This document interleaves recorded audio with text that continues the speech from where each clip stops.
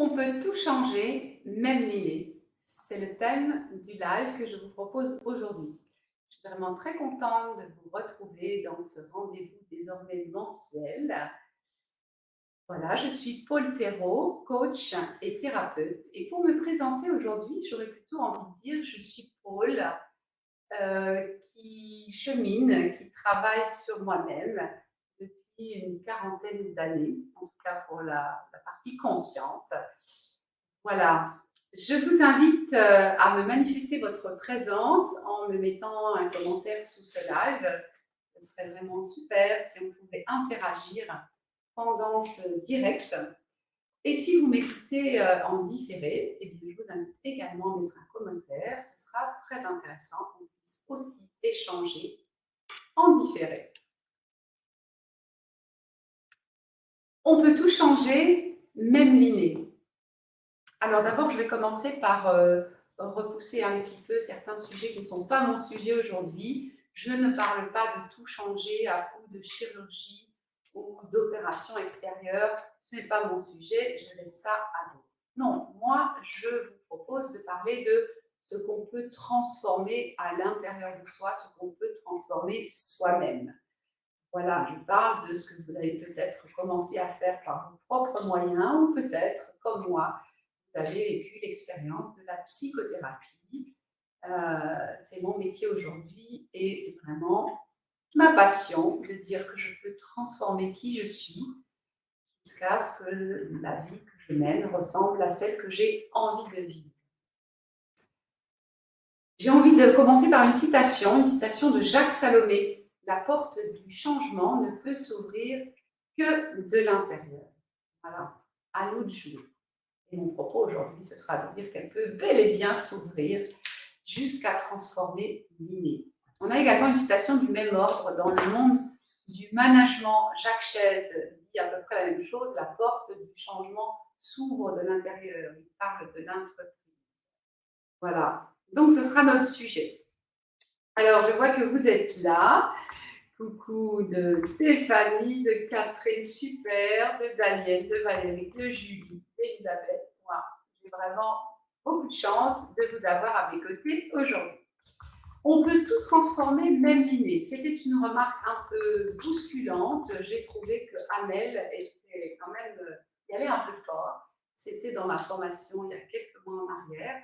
Amel venait nous expliquer que la personnalité, c'est quelque chose qui se construit à partir d'une base qu'on appelle le tempérament, qui est la partie innée. Vient ensuite toute une partie co-construite dans l'enfance avec nos interlocuteurs et puis encore dans l'adolescence et tout au long de la vie. Voilà, donc la personnalité est en partie innée, en partie se construit, et Amel terminait en disant on peut tout transformer, même l'inné. J'ai trouvé donc qu'elle y allait un peu fort, et puis finalement j'ai réfléchi et je me suis dit que oui, il y avait des choses moi-même qui ne relevaient pas de ce que j'avais construit dans mon enfance, mais qui étaient des choses, pour le coup, en partie héritées des générations qui m'ont précédées, des choses sur lesquelles j'ai pu effectivement obtenir des transformations. Voilà, donc je suis partie à la recherche d'autres exemples encore et je vais vous en proposer un certain nombre aujourd'hui. Alors, si vous avez déjà des témoignages à me confier, à partager, et ce sera super pour enrichir ce que j'ai préparé. D'abord, je vais évoquer la timidité. J'ai eu tellement de témoignages au cours de ma vie que de personnes qui me disaient j'étais timide quand j'étais petit et finalement aujourd'hui. Donc moi j'avais, à force, j'avais dit non mais c'est pas un trait de personnalité, c'est juste que quand on est petit, on n'a pas encore appris et que quand la confiance vient, bien voilà, on est plus timide. Vous voyez, j'avais un peu repoussé cette idée qu'ils avaient transformé quelque chose de leur personnalité. Bon, finalement, je viens de réviser tout ça en lisant Daniel Goleman, son livre qui a déjà plusieurs décennies sur l'intelligence émotionnelle. Là, il prend l'exemple tout simple de tout petit, 2 ans à peu près. Eh bien, déjà parmi eux, il y en a qui sont pas timides, voilà, qui vont facilement vers les autres, et puis d'autres qui sont très timides. Donc plutôt inné. Voilà. Et en même temps, il donne le résultat d'une expérience qui consiste à vraiment accompagner ces petits timides d'une manière très adaptée, très soutenante, très stimulante, encourageante. Et on constate assez vite que ce trait de timidité disparaît, rattrape la capacité n'est pas timide pour aller au-devant de la vie. Voilà, donc on peut transformer même ce trait de tempérament. Et puis je vais continuer avec des témoignages qui ne sont plus personnels, même si la timidité, c'était déjà aussi des témoignages. Je vais aborder d'abord les qualités qu'on pourrait croire absentes. Alors, je ne sais pas vous, s'il y a des qualités qui vous manquent. Moi, j'ai pensé pendant longtemps que je n'avais pas de créativité. D'où ça me venait? J'avais entendu ma mère parler de moi, la façon dont je dessinais avec une règle, dont je rangeais les choses bien à leur place.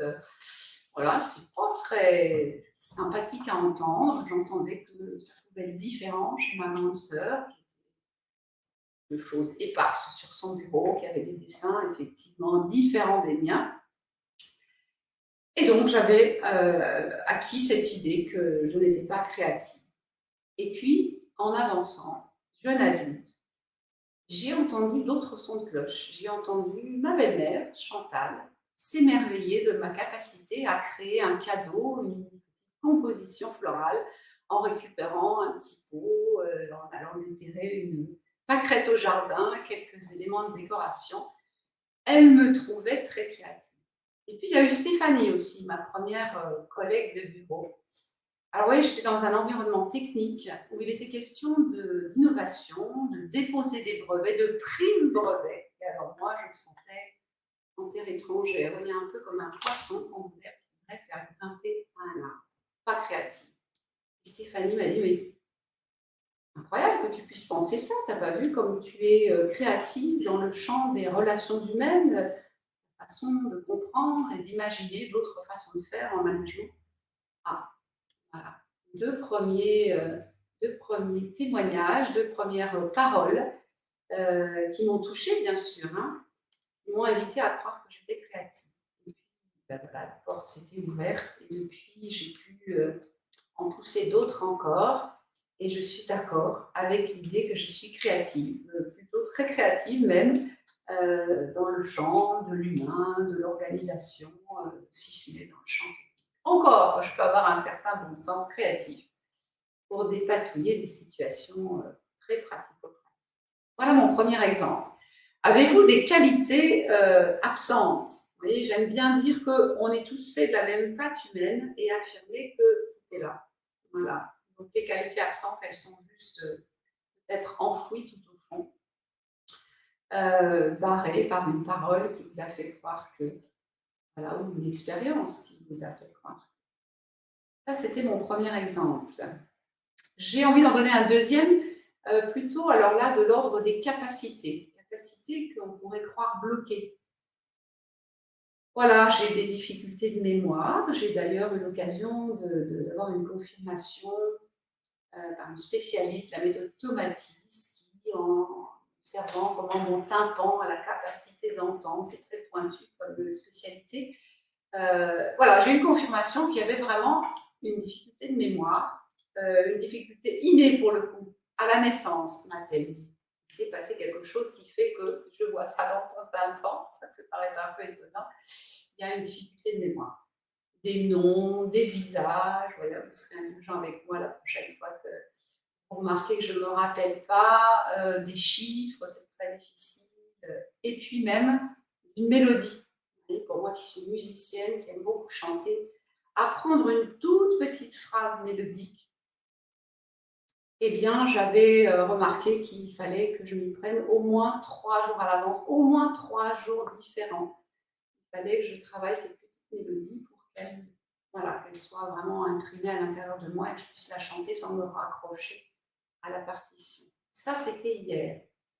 J'ai été tout à fait surprise l'année dernière de me rendre compte que si j'avais oublié de m'y prendre 3 jours à l'avance, et même si je m'y prenais le matin même ou un quart d'heure avant, j'avais maintenant la capacité de mémoriser cette petite phrase mélodique.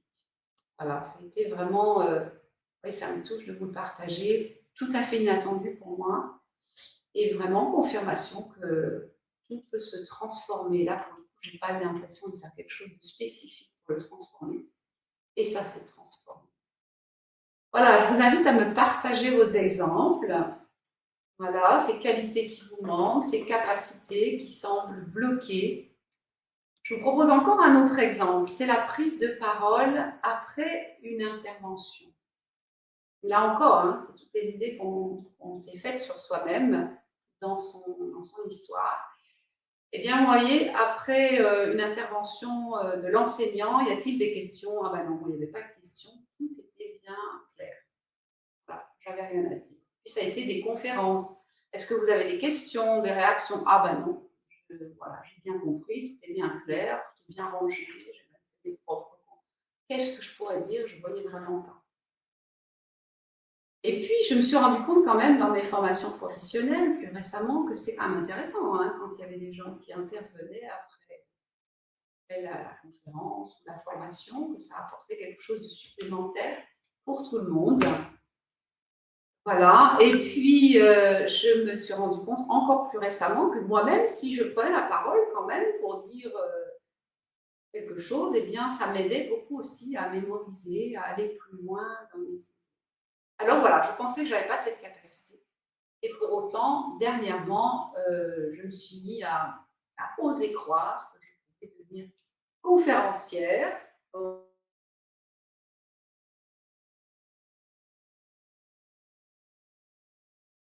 Faire ce cadeau-là, à, à me laisser inviter pour une université populaire d'ATD Carnot. Voilà, alors vous pourrez aller voir si vous êtes curieux de quoi il s'agit. En tout cas, j'ai été invitée avec une autre personne à écouter tout ce qui allait se dire pendant cette université populaire et puis à prendre la parole et à apporter ma propre parole. Voilà, peut-être une synthèse, peut-être un commentaire, aller plus loin. Alors, je peux vous dire que j'avais vraiment les jetons. Voilà, je pense qu'ils n'ont pas vu, ceux qui étaient là. Mais moi, j'avais vraiment les jetons. Et j'ai été très touchée de voir que non seulement il m'est venu des choses à dire, j'ai pu dire les choses de manière pas trop mal, vous voyez, j'avais du mal à être plus positive que ça, mais en même temps, j'ai vu dans le regard des gens et dans les feedbacks qu'ils ont pu faire après que j'avais très bien parlé, ça les avait touchés, inspirés. Voilà, voilà un beau cadeau que j'ai reçu. Je peux développer des compétences qui me semblaient tout à fait inaccessibles. Et là encore, on pourrait dire qu'il y a une part d'inné dans ce que j'ai débloqué. Vous voyez, au travers de cette même méthode Tomatis, on m'avait confirmé que oui, j'ai moins de facilité que les droitiers auditifs à avoir une répartie très fluide après la prise de parole de quelqu'un. Oui, parce que je suis gaucher auditif, comme ils appellent ça, donc ça passe par d'autres chemins. C'est un petit peu moins spontané, un petit peu moins fluide. Et pour autant, j'ai pu développer cette compétence. Alors, j'ai des témoignages, merci beaucoup. Alors, Elisabeth qui dit « Je ne suis pas scientifique ». Voilà, Elisabeth, je vais t'inviter à dire « J'ai l'impression, jusque-là, de ne pas être très scientifique, voilà, ou oser chanter en public. Et oui, voilà, c'est super. Pour l'instant, j'ai encore un peu du mal à m'imaginer chanter en public. Je vous assure que ça va devenir possible. Voilà, justement, j'en viens à cet autre témoignage que je voulais vous proposer. Est-ce que parfois, ce n'est pas moi-même qui, à force d'avoir appris à me connaître, d'avoir un peu évalué mes limites, d'avoir aussi eu peut-être à défendre un peu qui j'étais, est-ce que je ne suis pas un peu justement figée dans cette défense de mes limites? En tout cas, vous voyez, je parle pour moi, c'est quand même toujours le plus sûr. Je pourrais parler de mes maux de dos. Ce n'est pas facile pour moi de vivre certaines situations, d'oser aménager la situation pour ne pas repartir complètement déglinguée. Oser dire que j'aimerais la place de devant dans la voiture oser dire que c'est important pour moi d'avoir une table, pas rester avec simplement ma chaise, oser sortir mon petit tabouret, poser mes pieds parce que j'ai des petites jambes. Et tout ça, ça a été compliqué. J'ose de mieux en mieux, c'est pas encore complètement simple. Et du coup, vous voyez, on peut avoir cette tendance à dire si, j'en ai besoin, si, j'ai un handicap, j'ai une différence. Voilà. Est-ce que finalement, à un moment donné, plutôt que de défendre mes limites, plutôt que d'avoir raison sur ma différence, est-ce que je pourrais commencer à ouvrir la porte et dire jusque-là, j'ai tel ou tel besoin, jusque-là, je n'ai pas encore pu trouver que j'étais moi aussi scientifique ou capable de chanter en public. Voilà, j'ai vécu une expérience récemment assez étonnante. C'était une soirée sur le thème des limites, justement. L'intervenant nous invitait à visualiser cette limite, voilà, cette barrière. C'est moi qui me l'ai suivie, est-ce qu'on me l'a mise, en tout cas je l'ai adoptée. Voilà, d'abord c'était voilà, d'accepter de reconnaître qu'effectivement elle est là, je me la représente, bien concrète. Et puis il nous invitait, plus loin dans la soirée, à oser pousser cette porte, à oser concevoir qu'elle pouvait être ouverte. Vous voyez, on n'est pas encore en train de se pousser à se mettre des défis, non, simplement, est-ce que je peux imaginer que c'est ouvert? Alors, très concrètement, voilà, moi, je la voyais bien, ma porte. Hein, elle était très large, la largeur d'une route, comme ça, articulée à droite. Et moi, j'étais à gauche et j'essayais de la pousser. On nous invitait juste à faire un pas. Mais moi, si je faisais juste un pas, vous voyez, la porte, elle ne s'ouvrait pas vraiment. Je ne pouvais pas encore passer. C'était pas satisfaisant. Et puis, il m'est venu avec ma main droite. Vous voyez, des fois, il faut changer quelque chose hein, pour que ça change. Donc, plutôt que de la pousser à gauche, avec ma main droite, j'ai eu l'idée de la pousser comme ça, comme sur un rail. Et magie, juste avec ma main, comme ça, elle s'est mise à se déplacer sur le rail et juste un petit geste, sans même faire un pas en avant, elle s'est ouverte et il y avait largement la place que je passe. Waouh! Voilà, est-ce que je peux imaginer que ma limite, ma barrière, mon manque de qualité, mon manque de compétences, de capacité, voilà, est-ce que je peux imaginer de pousser cette barrière très simplement, juste avec ma main et voilà, c'est le thème de ma newsletter du mois de septembre, s'ouvrir à l'avenir au risque de s'émerveiller. Peut-être quelque chose va changer, comme tout à l'heure mon histoire de mémorisation d'une mélodie. Voilà. Alors, si vous n'avez pas reçu ma newsletter, eh bien, peut-être vous allez chercher dans vos spams ou vous allez vous inscrire sur mon site internet ou vous me la demandez. Je me ferai un plaisir de vous l'envoyer. Alors, elle commence avec une très belle citation. L'avenir, large porte ouverte sur un horizon aussi vaste que la mer. Michel Lenormand. C'est beau, non? Voilà, un horizon aussi vaste que la mer. Même mon mal de dos, je ne vais pas dire que ça se soit amélioré, mais c'est plus tout à fait pareil. Il y a des choses que je ne pourrais pas faire et maintenant que je peux faire. On peut tout changer, même l'idée. Voilà, j'espère que vous aurez trouvé cet échange inspirant. Je ne sais pas si Stéphanie ou Elisabeth ont un peu plus de précision à nous dire sur ce qu'elles considèrent être limitant et sur peut-être déjà des petits pas qu'elles ont pu constater, des progrès qu'elles ont pu constater. Voilà, en tout cas, moi, ça y est, je peux chanter en mémorisant d'un seul coup ma petite mélodie. Voilà, j'espère que ça vous aura inspiré. J'aurai vraiment beaucoup de plaisir à entendre vos témoignages si vous avez envie de venir à mon contact par tout moyen que vous trouverez pertinent. Et puis, si vous avez envie de travailler sur l'une ou l'autre limite, l'une ou l'autre trait que vous avez envie de transformer, ben, écoutez, que ce soit coaching ou thérapie, ce sera avec plaisir. Que ce soit blocage à libérer, chercher en PNL thérapeutique, ou que ce soit compétence à construire, capacité à construire, j'irais plutôt travailler en gestalt.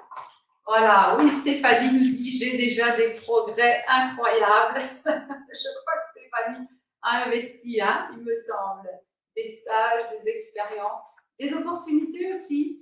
Voilà, si je suis ouverte, peut-être que je vais être invitée, comme par Chantal, à aller à l'université populaire de la TD Carmont, découvrir que je peux parler. Voilà, merci beaucoup à vous. On continue après ce live. Et à très bientôt pour un prochain live. Je crois que j'ai déjà le thème. Ce sera sur cette différence dans le travail sur soi entre libérer, débloquer et construire. Construire. Voilà, je suis sûre que ça parle à Stéphanie d'ailleurs. On en a parlé ces jours-ci. À très bientôt!